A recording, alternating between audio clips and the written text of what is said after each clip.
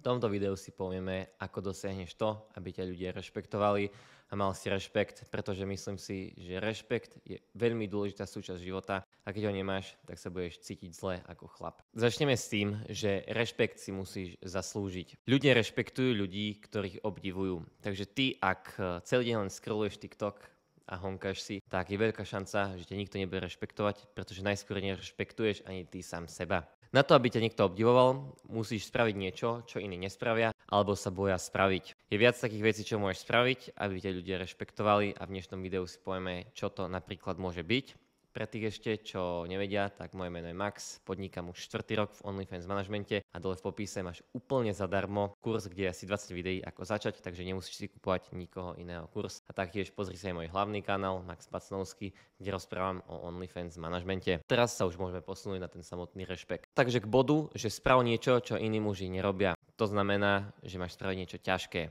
Napríklad cestuj niekde sám, dajme tomu do inej krajiny, žij v nejakej inej krajine, maj amatérsky zápas v boxe, zabehni maratón, skoč s padákom. Toto sú veci, ktoré možno ti prídu, že ako mi vybudujú rešpekt a to nedáva zmysel. Ale pravda je taká, že čím viac takýchto bodíkov si odškrtneš, tak tým viac si zaujímavý ako človek a tým viac ty ten rešpekt získaš. Napríklad strašne veľa ľudí ma rešpektuje za môj životný štýl, pretože keď vidia môj Instagram alebo keď im hovorím, kde všade som bol, že som žil v Ázii, že robím toto, tak ma potom viac aj rešpektujú. Takže si myslím, že je dôležité, aby si ty robil niečo, čo ti vybuduje práve ten rešpekt. Ďalší bod je tvoja postava. Nemusíš byť nasypaný golem a mať 130 kg, ale vybuduj si postavu, za ktorou sa každý otočí, keď máš dole tričko, čo znamená estetická postava. A nie je to skvelé len na rešpekt, je to skvelé aj na to, aby si sa dobre cítil a keď sa dobre cítiš, tak sa ti bude dariť po každej stránke tvojho života. Automaticky získaš rešpekt od iných mužov a aj od žien, čo je dôležité. Toto ti pomôže v každom aspekte tvojho života, či už je to podnikanie, alebo či už je to randenie, alebo nejaký networking. Pretože predstav si, že prídeš za nejakým človekom, s ktorým chceš networkovať a možno začať s ním podnikať. A dajme tomu, že máš 100 kg. Keď ten typek uvidí, že máš 100 kg a nerešpektuješ ani seba a nedokážeš sa postarať ani o seba, tak najskôr ti nebude veriť, že sa dokážeš postarať o podnikanie a nebude chcieť s tebou mať nič spoločné. Na druhú stranu, ak budeš mať slušnú postavu, tak si ten človek povie, že s ním by som najskôr aj pracoval, pretože stará sa o seba a vyzerá, že vie si zaťať do jazyka a robiť to, čo má. Ďalší bod je, že si vybuduje nejaké podnikanie alebo biznis, ideálne online, aby si mohol byť kdekoľvek len na svete. Nejde o to, aby si zarábal milióny. Ty získaš rešpekt aj skôr. Ty získaš rešpekt, aj keď budeš zarábať 1500 € online a budeš sedieť niekde v Thajsku celý rok, dajme tomu. Ideálne je samozrejme, aby si vybudoval ten biznis aspoň na 10 000, 15 000 mesačne,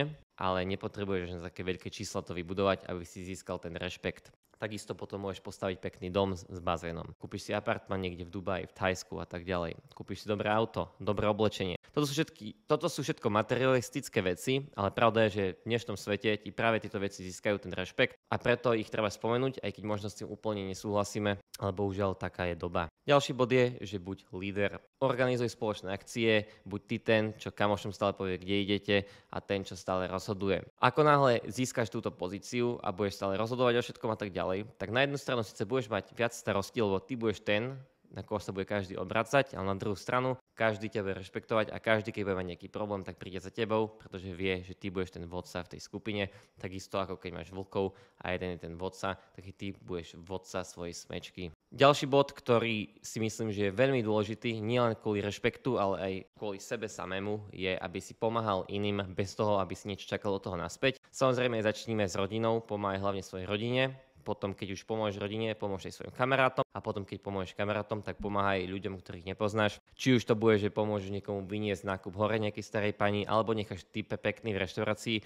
Toto sú všetko veci, ktoré z dlhodobého hľadiska ti prinesú rešpekt. A napríklad taký typ v reštaurácii, keď stále budeš chodiť do nejakej reštiky a budeš stále nechávať tip, tak už si na teba zvyknú a budú ťa viac rešpektovať. A dajme tomu, že pôjdeš s dievčaťom na rande, prídete do tej reštaurácie a nebude tam miesto. No ako náhle uvidia, že si prišiel ty, tak ťa rešpektujú natoľko, že ti nejaké to miesto nájdu len kvôli tebe, usadia ťa tam a ty budeš mať dostatočne veľkú auru na to, aby to dievča šlo rovno s tebou domov do postele. Posledný bod je, ako ten rešpekt stratíš.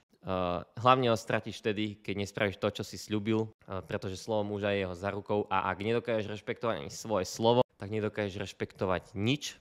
Takže čo si povieš, že spravíš, to aj naozaj spravíš. Pretože nie je nič horšie ako muž, čo len rozpráva, ale nekoná. To je všetko z tohto krátkeho videa. Ak sa chceš naučiť môj biznis model a žiť ako ja, tak si pozri v popise link na free kurz a taktiež pozri si aj môj hlavný kanál na YouTube, kde rozprávam o OnlyFans manažmente. Vidíme sa ďalšieho videa. Čau, čau.